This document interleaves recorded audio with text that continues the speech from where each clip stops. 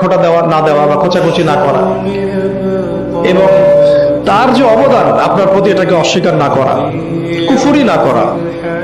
একটা হাদিসের মধ্যে নবী সাল্লাল্লাহু আলাইহি ওয়াসাল্লাম কিন্তু বলেছেন যে বেশিরভাগ নারীর জাহান্নামে যাওয়ার কারণ কি, সাহাবীরা জিজ্ঞাসা করেছিলেন। তিনি বলেছেন তারা কুফরি করে। কি কুফরি করে? তারা কি আল্লাহর সাথে কুফরি করে? নবীজি বলেছেন না, বরং তারা সারা জীবন স্বামীর যে দিয়ে যাওয়া যে স্যাক্রিফাইস বা অধিকার, এটাকে হঠাৎ করে অস্বীকার করে বসে, হঠাৎ কোনো একদিন অস্বীকার করে বসে। এটার কারণে দেখা যায় আল্লাহ পাক নারাজ হয়ে যান। আল্লাহ রাব্বুল আলামিন তো একজন ব্যভিচারী নারীকেও জান্নাত দিয়েছেন মাত্র কুকুরকে পানি পান করানোর কারণে। আবার একজন নারীকে বিড়াল বেঁধে রেখে কষ্ট দেওয়ার কারণে জাহান্নামে দিয়েছেন।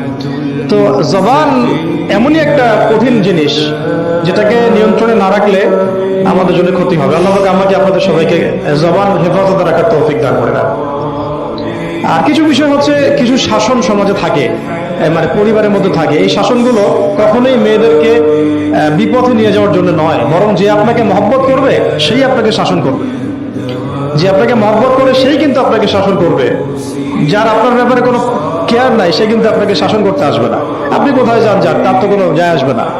আর যে আপনাকে চাইবে, জোর করে টেনে নিয়ে আসতে চাইবে জান্নাতের পথে, সে কিন্তু আপনার উপর মাঝে মাঝে শাসন করতে পারে। ওই অধিকারটুকু দিতে হবে। আর আমাদের মেয়েদেরকে ওই মেজাজেও তৈরি করতে হবে।